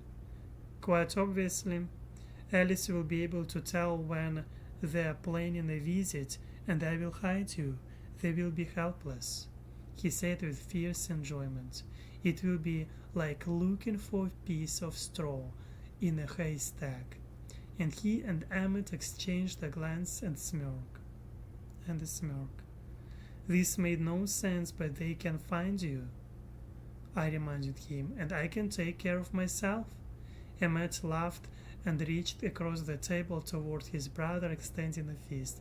Excellent plan, my brother, he said with enthusiasm. Edward stretched out his arm to smack Emmett's fist with his own. No, Rosalie hissed. Absolutely not, I agreed. Nice. Jasper's voice was appreciative. Idiots, Alice muttered. Esme just glared at Edward. I straightened up in my chair, focusing. This was my meeting. All right then, Edward has offered an alternative for you to consider, I said coolly. Let's vote. I looked towards Edward this time. It would be better to get his opinion out of the way. Do you want me to join your family? His eyes were hard and black as flint. Not that way. You're staying human. I nodded once, keeping my face businesslike, and then moved on. Alice? Yes. Jasper? Yes, he said, voice grave. It was a little surprise. I hadn't been at all sure of his vote, but I suppressed my reaction and moved on. Rosalie? She hesitated, beating down on her full, perfect bottom lip. No. I kept my face blank and turned my head slightly to move on, but she held up both her hands, palms forward. Let me explain, she pleaded. I don't mean that I have any aversion to you as a sister. It's just that this is not the life I would have chosen for myself. I wish there had been someone there to vote not for me, no for me. I nodded slowly and then turned to Emmett. Hell yes, he grinned. We can find some other way to pick a fight with this Demetri. I was still grimacing at that when I looked at Esme. Yes, of course, Bella. I already think of you as a part of my family. Thank you, Esme, I murmured as I turned toward Carlyle. I was absolutely nervous, wishing I had asked for his vote first. I was sure that this was the vote that mattered most, the vote that counted more than any majority. Carlyle wasn't looking at me. Edward, he said. No, Edward growled. His jaw was strained tight, his lips curled back from his teeth. It's the only way that makes sense, Carlyle insisted. You've chosen not to live without her, and that doesn't leave me a choice. Edward dropped my hand, shoving away from the table. He stalked out of the room, snarling under his breath. I guess you know my vote, Carlyle sighed. I was still staring after Edward. Thanks, I mumbled. An ear-splitting crash echoed from the other room. I flinched and spoke quickly. That's all I needed. Thank you for wanting to keep me. I feel exactly the same way about all of you too. My voice was jagged with emotion by the end. Esme was at my side in a flash, her cold arms around me. Dearest Bella, she breathed. I hugged her back. Out of the corner of my eye, I noticed Rosalie looking down at the table, and I realized that my words could be construed in two ways. Well, Alice, I said when Esme released me, where do you want to do this? Alice stared at me. Her eyes widened with terror. No, no, no, Edward roared, charging back into the room. He was in my face before I had time to blink, bending over me, his expression twisted in rage. Are you insane? He shouted. Have you utterly lost your mind? I cringed away, my hands over my ears. Bella, Alice interjected in an anxious voice. I don't think I'm ready for that. I will need to prepare. You promised, I reminded her, glaring under Edward's arm. I know, but seriously, Bella, I don't have any idea how to not kill you. You can do it, I encouraged. I trust you. Edward snarled in fury. Alice shook her head quickly, looking panicked. Carlyle? I turned to look at him. Edward grabbed my face in his hand, forcing me to look at him. His other hand was out, palm toward Carlyle. Carlyle ignored that. I'm able to do it, he answered my question. I wished I could see his expression. You would be in no danger of me losing control. Sounds good. I hoped he could understand. It was hard to talk clearly the way Edward held my jaw. Hold on, Edward said between his teeth. It doesn't have to be now. There's no reason for it to not to be now, I said, the words coming out distorted. I can think of a few. Of course you can, I said sorely. Now let go of me. He freed my I don't know. I feel sorry for Edwards. In this situation, I don't know. I feel sorry for Edwards. Just he's he's trying to make everything right. She desperately wants to be immortal. I don't know. I feel sorry for Edwards.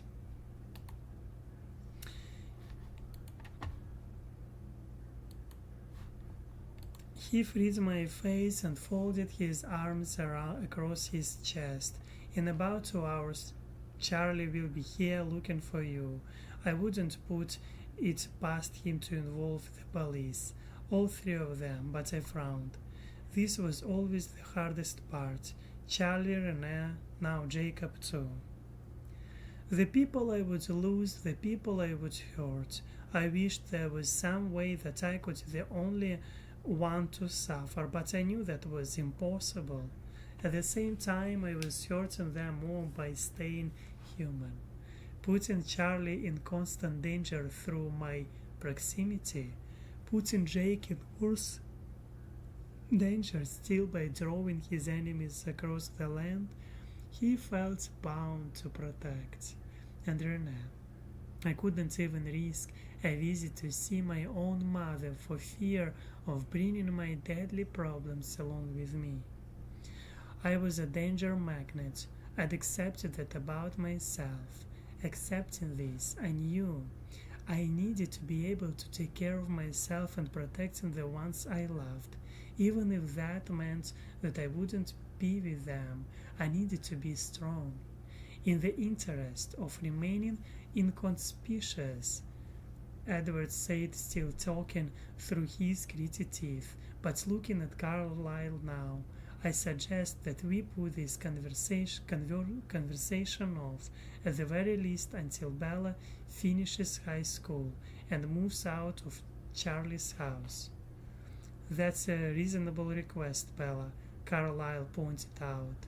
I thought about Charlie's reaction when he woke up this morning, if after all that life had put him through in the last week with Harry's loss, and then I had put him through with my unexplained disappearance, he will to find my bed empty. Charlie deserved better than that. It was just a little more time. Graduation wasn't so far away. I pursed my lips. I will consider it. Edward relaxed, his jaw unclenched. I should probably take you home, he said, more calm now, but clearly in a hurry to get me out of here, just in case Charlie wakes up early. I looked at Carlyle. After graduation, you have my word. I took a deep breath, smiled, and turned back to Edwards. Okay, you can take me home. Edwards rushed me out of the house before Carlyle could promise me anything else. He took me out of the back so I didn't get to see what was broken in the living room. It was a quiet trip home. I was feeling triumphant and a little smug, scared stiff too, of course, but I tried not to think about that part. It did me no good to worry about the pain, the physical or the emotional, so I wouldn't. Not until I absolutely had to. When we got to my house, Edward didn't pause. He dashed up the wall and through my window in half a second. Then he pulled my arms from around his neck and set me on the bed. I thought I had a pretty good idea of what he was thinking, but his expression surprised me. Instead of furious, it was calculating. He paced silently back and forth across my dark room while I watched with growing suspicion. Whatever you're planning, it's not going to work, I told him. Shh, I'm thinking. I groaned, throwing myself back on the bed and pulling the quilts over my head. There was no sound, but suddenly he was there. He flipped the cover back so he could see me. He was lying next to me. His hand reached up to brush my hair from my cheek. If you don't mind, I'd much rather you didn't hide your face. I've lived without it for as long as I can stand. Now, tell me something. What? I asked, unwilling. If you could have anything in the world, anything at all, what would it be? I could feel the skepticism in my eyes. You.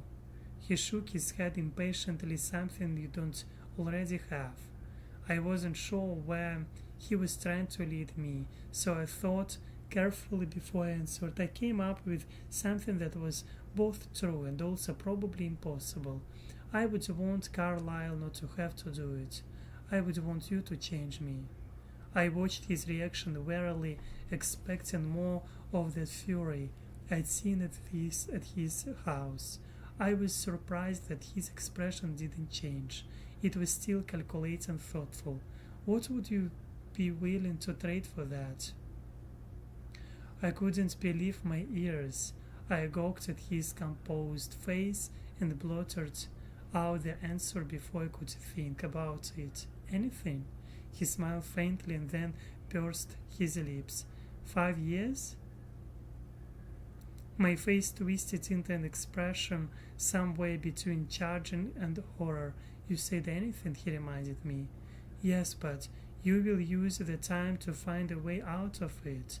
I have to strike while the iron is so hot. Besides, it's just too dangerous to be human for me, at least. So anything but that. He frowned. 3 years? No. Isn't it worth anything to you at all? I thought about how much I wanted this. Better to keep a poker face. I decided that and not let him know how very much that was. It would give me more leverage. 6 months? Sure, he rolled his eyes. Not good enough. 1 year, then, I said. That's my limit. At least give me 2. No way, 19 I'll do. I will do. But I'm not going anywhere near 20. If you're staying in your teens forever, then so am I. He thought for a minute. All right, forget time limits. If you want me to be the one, then you will just have to meet one condition. Condition? My voice went flat. What condition? His eyes were cautious. He spoke slowly. Marry me first. I stared at him, waiting. Okay, what's the punchline? He sighed. You're wounding my ego, Bella. I just proposed to you, and you think it's a joke? Edward, please be serious. I'm 100% serious. He gazed at me with no hint of humor in his face.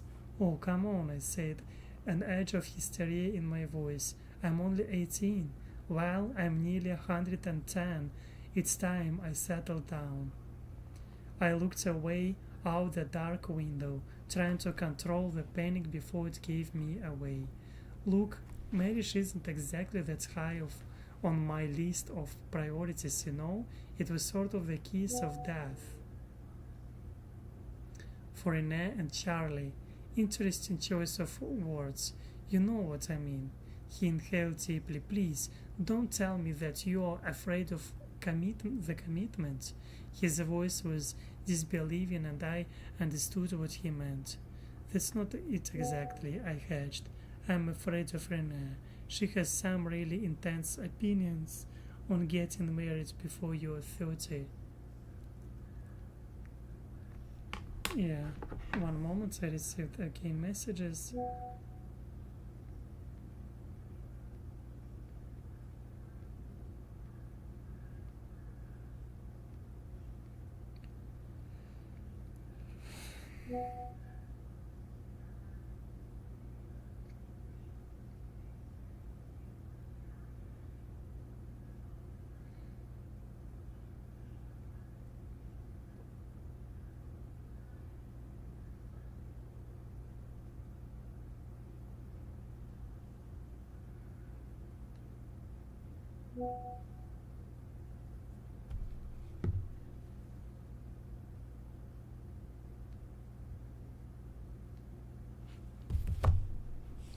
One moment.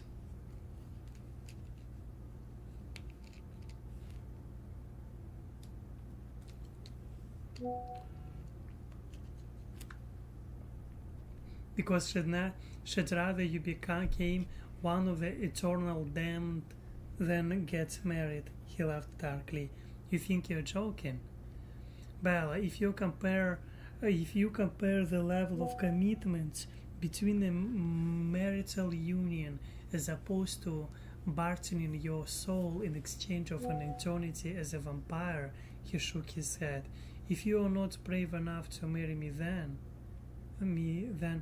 well, interrupted. What if I did? What if I told you to take me to Vegas now? Would I be a vampire in 3 days? He smiled, his teeth flashing in the dark. Sure, he said, calling my bluff. I'll get my car. Damn it, I muttered, I'll give you 18 months. No deal, he said, grinning. I like this condition. Fine, I will have Carlyle do it when I graduate. If that's what you really want, he shrugged and his smile became absolutely angelic. You're impossible, I groaned. A monster, he chuckled. Is that why you won't marry me? I groaned again. He leaned toward me, his night dark eyes melted and smoldered and shattered my concentration. Please, Bella, he breathed. I forgot how to breathe for a moment. When I recovered, I shook my head quickly, trying to clear my suddenly clouded mind. Would this have gone better if I'd had time to get a ring? No, no rings, I very nearly shouted. Now you've done it, he whispered. Oops. Charlie's getting up. I'd better leave, Edward said with resignation.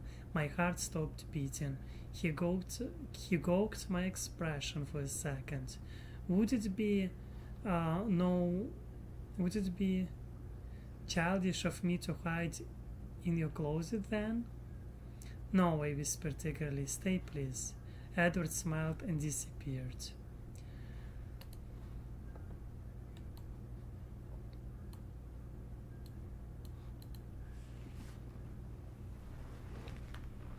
I seethed in the darkness as I waited for Charlie to check on me. Oh my gosh.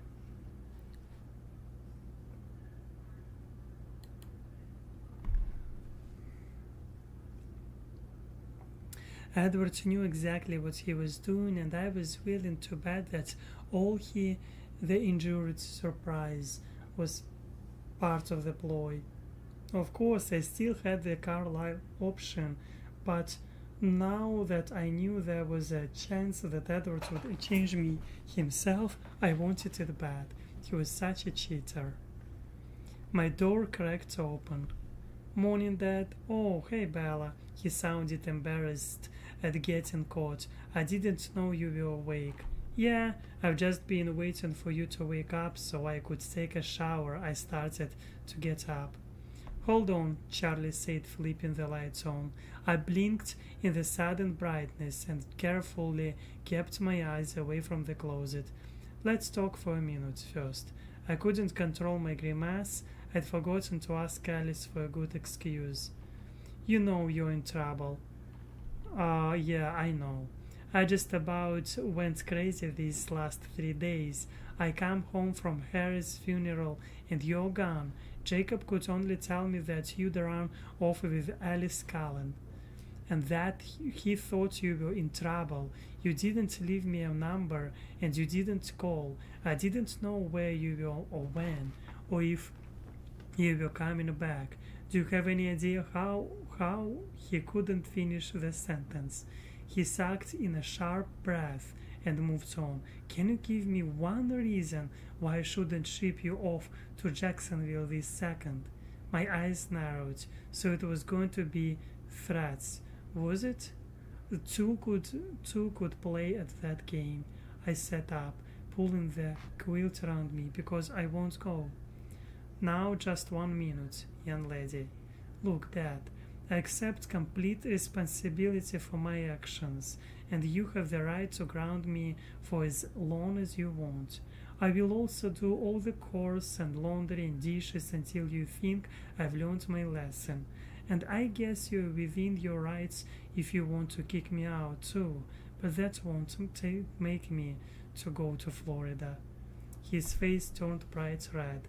He took a few deep breaths before he answered. Would you like to explain where you've been? Oh crap, there was an emergency. He raised his eyebrows in expectation of my brilliant explanation. I filled my cheeks with air and then blew it out noisily. I don't know what to tell you, Dad. It was mostly a misunderstanding. He said. She said it got out of hand. He waited with a distrustful expression. See, Alice. Alice told Rosalie about me jumping off the cliff. I was scrambling frantically to make this work, to keep it as close to the truth as possible, so that my inability to lie convincingly would not undermine the excuse. But before I could go on, Charlie's expression reminded me that he didn't know anything about the cliff. Major oops. As if I wasn't already toast. I guess I didn't tell you about that, I choked out. It was nothing, just messing around, swimming with Jake. Anyway, Rosalie told Edward, and he was upset. She sort of accidentally made it sound like I was trying to kill myself or something. He wouldn't answer his phone, so Alice dragged me to LA, so explain in person. I shrugged, desperately hoping that he would not be so distracted by my sleep that he'd miss the brilliant explanation I'd provided. Charlie's face was frozen. Were you trying to kill yourself, Bella? No, of course not. Just having fun with Jake. Cliff diving. The Lapush kids do it all the time, like I said nothing. Charlie's face heated up from frozen to hot with fury. What's it to Edward Cullen anyway? He barked. All this time he's just left you dangling without a word. I interrupted him. Another misunderstanding. His face flushed again. So is he back now? I'm not sure what the exact plan is. I think they all are. He shook his head, the vein in his forehead pulsing. I want you to stay away from him, Bella. I don't trust him. He's rotten for you. I won't let him mess you up like that again. Fine, I said curtly. Charlie rocked back onto his heels. Oh, he scrambled for a second.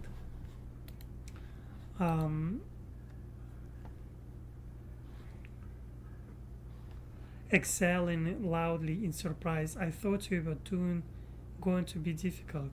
I am, stared straight into his eyes. I meant, fine, I will move out. His eyes bulged, his face turned puce. My resolve wavered as I started to worry about his health. He was no younger than Harry. Dad, I don't want to move out. I said in a softer tone. I love you. I know you are worried, but you need to trust me on this, and you're going to have to ease up on Edward if you want me to stay. Do you want me to live here or not?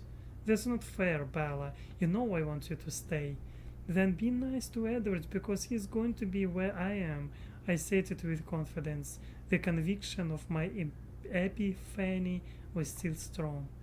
Not under my roof, Charlie stormed. I sighed a heavy sigh.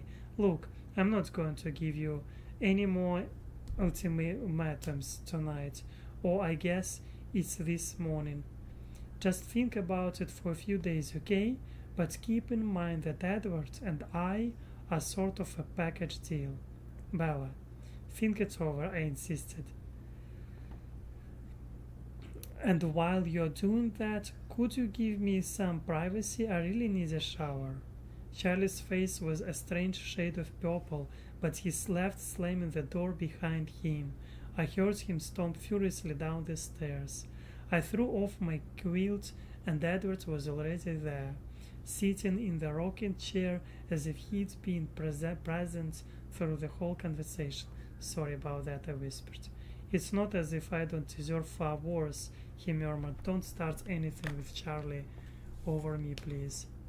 Don't worry about it. I breathed as I gathered up my bathroom things and a set of clean clothes. I will start exactly as much as is necessary, and no more than that. Or are you trying to tell me I have nowhere to go? I widened my eyes with false alarm.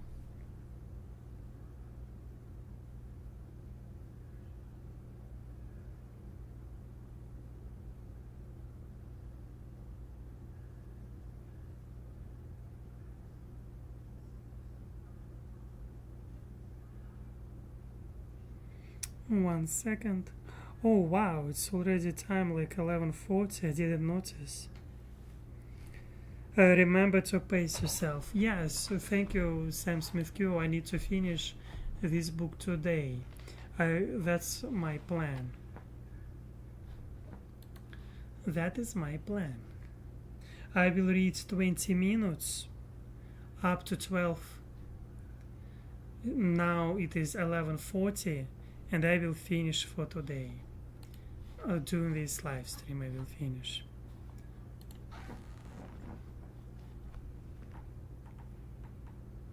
Oh wow, I'm already 2 hours live. Oh my gosh, I didn't notice. I didn't notice time actually.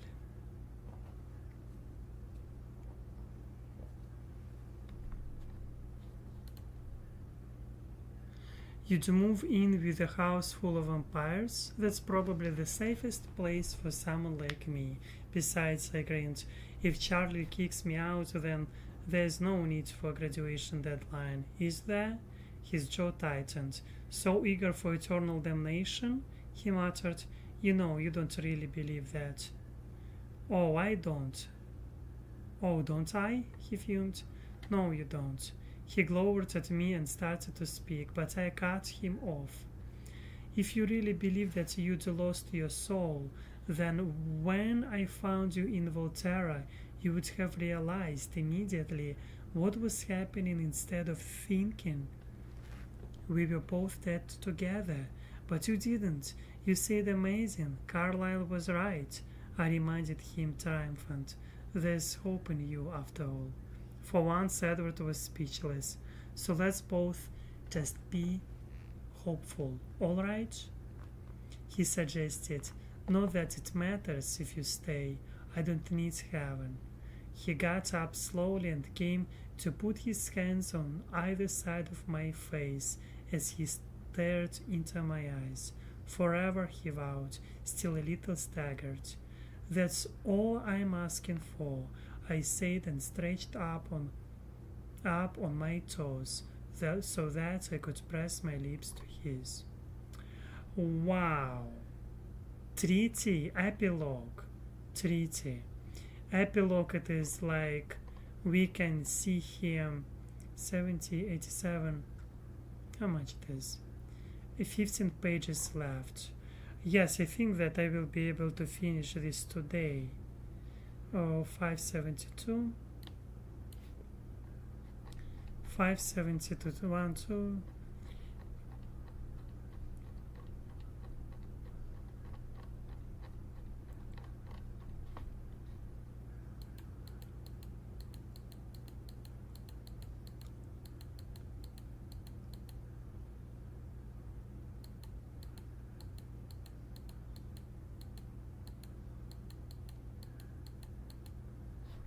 Yes, it looks like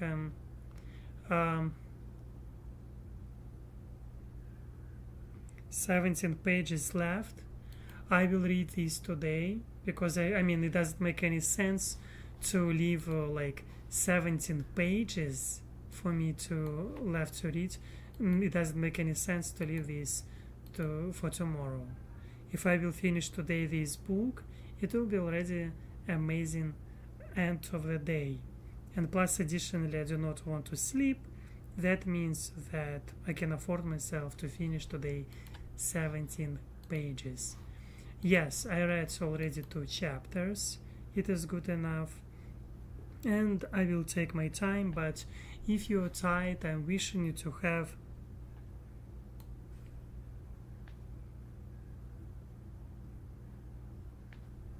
I will finish a live stream now. I wishing you to have good night. I will finish this 17 pages out of live stream. But as for now, thank you all of you for your support. I appreciate this. Actually, I'm glad that I read already 2 chapters online. It was helpful for me in many ways, and I'm glad that I did this thoughtfully, slowly, in my slow pace, but also I wrote some words that I think will be quite useful for me to know.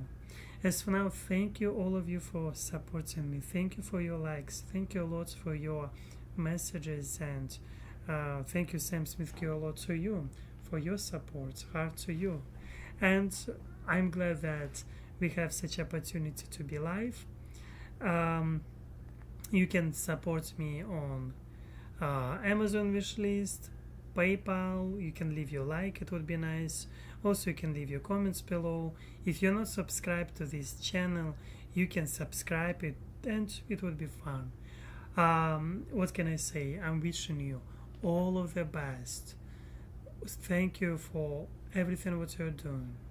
I hope that you will have good dreams despite these dark nights outside, and I'm hugging you, wishing you all of the best, and as always, see you next time.